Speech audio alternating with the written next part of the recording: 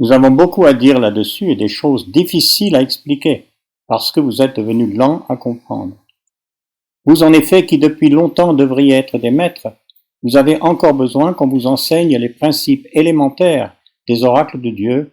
Vous en êtes venus à avoir besoin de lait et non d'une nourriture solide. Or quiconque en est au lait n'a pas l'expérience de la parole de justice, car il est un enfant.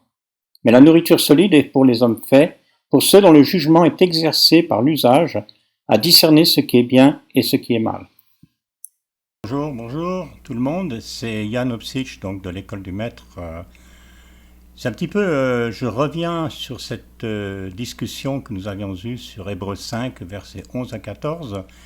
J'avais fait une vidéo, mais le son n'était pas de très bonne qualité, donc je refais, et puis je vais ajouter certaines idées à ce que je pensais dire concernant ce texte.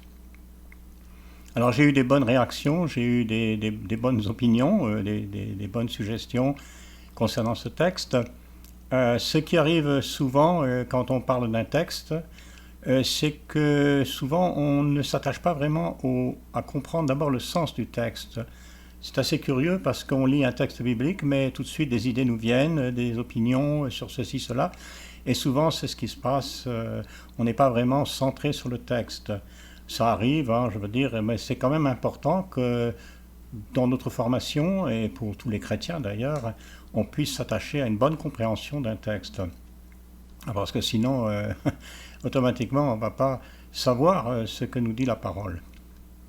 Alors ce texte très très important, peut-être même un des plus importants, bien que toute la lettre aux Hébreux soit extrêmement riche, extrêmement importante, certains ont même dit, ont même pensé, et c'est pas tout à fait faux, que cette lettre en réalité n'était pas une lettre, mais en fait c'était un enseignement public, ou plutôt peut-être un sermon.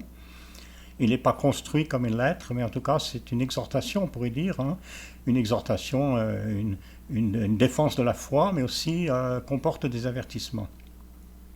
Dans ce texte 5, 11 et 14, le contexte est intéressant parce que juste avant, dans le chapitre 4, Paul introduit l'idée de Jésus comme grand prêtre selon l'ordre de Melchizedek, hein, et qui a accompli un sacrifice parfait qui nous offre un salut gratuit par la grâce auprès de Dieu.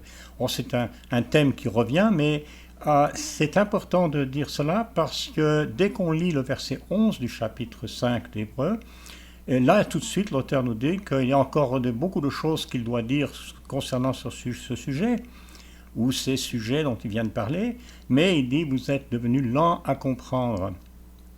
Donc voilà comment il commence, c'est un peu un reproche, et d'ailleurs la suite des versets le montre, c'est un reproche, c'est une exhortation à grandir, hein. C'est une exhortation surtout à grandir dans la connaissance, dans la compréhension et évidemment dans l'application de la parole. Alors il dit « vous êtes lents à comprendre », mais aussi il ajoute « car j'ai encore beaucoup de choses et des choses difficiles à vous dire ». Alors ces choses difficiles, on peut se poser la question, qu'est-ce que c'est ? Je pense que c'est ce qu'il va expliquer par la suite, parce qu'il ne s'arrête pas sur ce qu'il a dit au chapitre 4 concernant l'ordre de Melchizedek, mais il continue à en parler plus loin, en particulier dans les chapitres 8 et 9 d'Hébreux.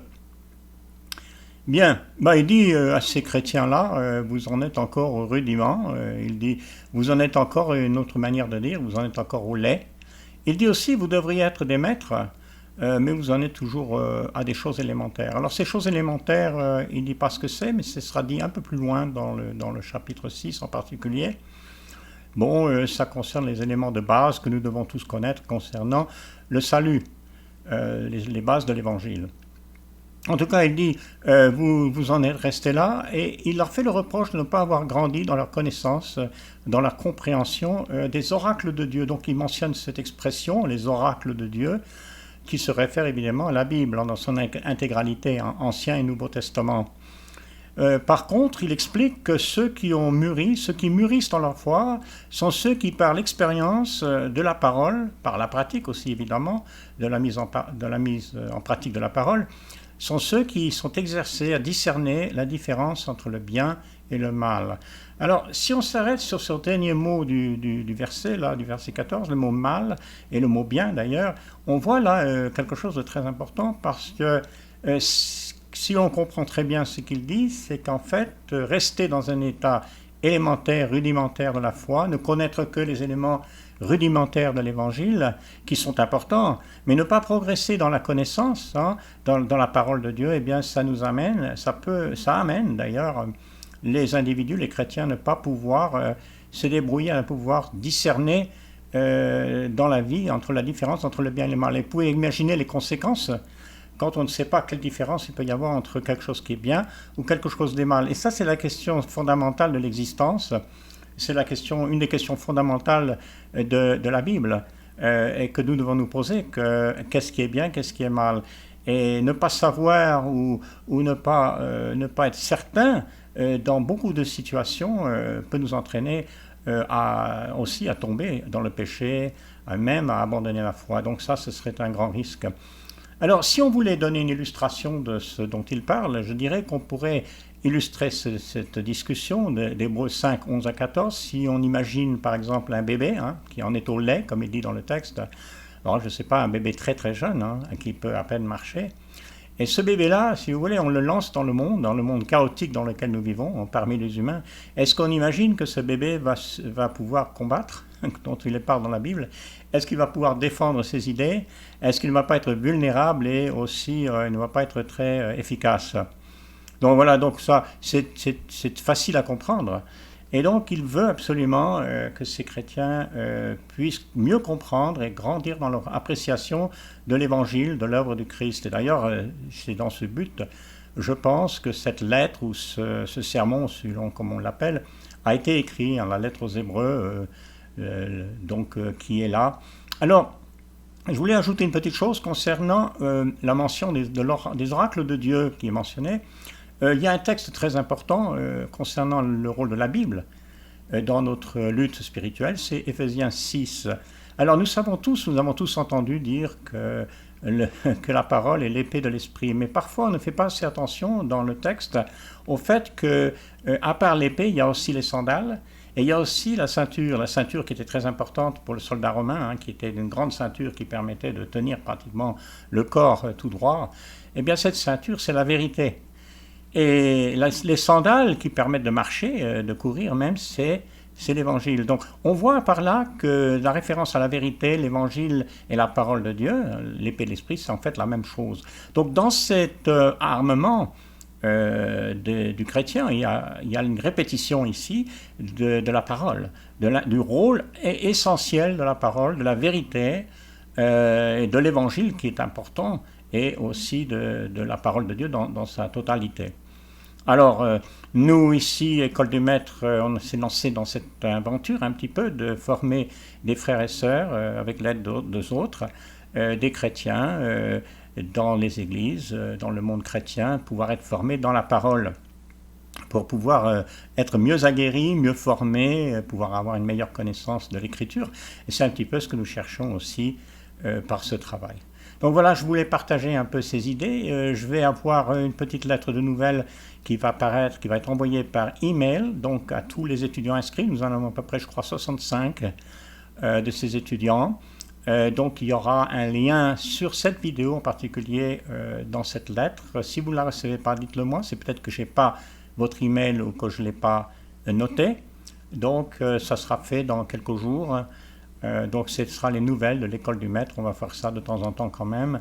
Il y a pas mal d'étudiants, il faut dire quand même qu'il faut reconnaître que sur 65 à peu près d'inscrits, on peut dire qu'il y a à peu près une douzaine qui continuent vraiment bien, qui arrivent à se maintenir à niveau, parce que c'est une formation difficile, c'est toujours difficile de travailler chez soi. Et puis il n'y a pas que ça, il y a le fait que, surtout dans les pays d'Afrique, il y a énormément de difficultés à avoir accès au Wi-Fi. Beaucoup n'ont pas l'Internet ou même d'ordinateur et travailler avec le téléphone. Et ça, c'est très, très difficile. Donc, ça explique. Sinon, on a un bon groupe qui étudie avec Jean Grenier, là-bas, qui est un des enseignants de l'École du Maître au Québec. Je ne sais pas, une douzaine, peut-être une dizaine. Depuis, d'ailleurs, je pense, 2 ans, qui étudient ensemble. Là, sur Facebook, d'ailleurs, on utilise Facebook, comme on peut utiliser Zoom et Skype et d'autres technologies. Donc là, ça se passe très bien aussi, donc, dans ce groupe au Québec, et parce que notre travail, c'est dans le monde francophone, donc c'est toujours, comme je dis, la France, la Suisse, la Belgique, tout ce qui est francophone en Europe. Et puis il y a l'Afrique, évidemment, majoritairement tous ces pays dont nous parlons qui sont francophones, bien pas que francophones, mais bien souvent capables d'étudier sans problème avec le français. Et puis, bien sûr, il y a le Québec. Alors, ça représente du monde et ça représente beaucoup de travail. Et donc, nous sommes très, très contents d'avoir pu nous engager dans ce travail, mon épouse et moi. Et puis, ceux qui sont avec nous, donc, ils nous aident. Ils sont plusieurs. Alors, Senghor, actuellement, qui travaille pour l'Afrique, et il s'occupe beaucoup de cours par correspondance avec des étudiants qui travaillent de cette manière-là. Il est actuellement à Ottawa puisqu'il fait son doctorat, mais bon, il travaille toujours grâce à l'Internet et grâce à la technologie moderne. Il travaille toujours avec ce programme et nous l'encourageons parce que c'est difficile, donc ce qu'il est en train de faire est un très bon enseignant.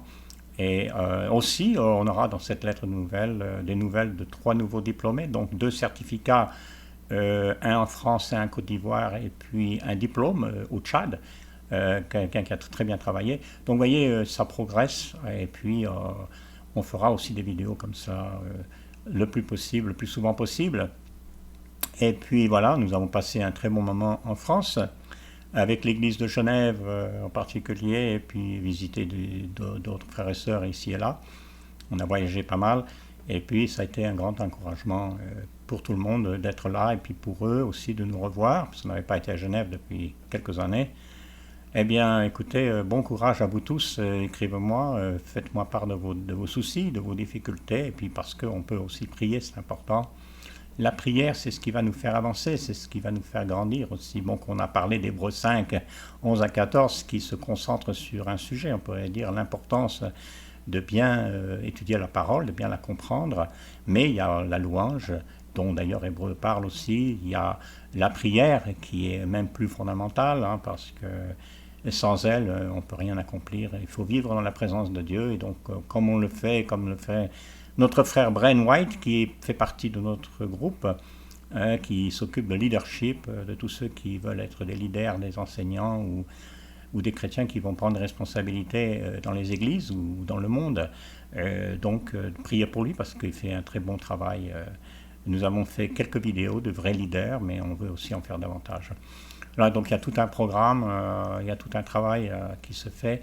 Et puis que Dieu vous bénisse, qu'il vous encourage, qu'il vous aide, qu'il vous redonne la force si vous l'avez perdue, qu'il vous redonne l'espoir si vous l'avez un petit peu perdu, et puis qu'on puisse être en contact et en communion spirituelle les uns avec les autres et avec tous nos frères et sœurs dans le monde. Voilà, et que Dieu vous garde et vous bénisse.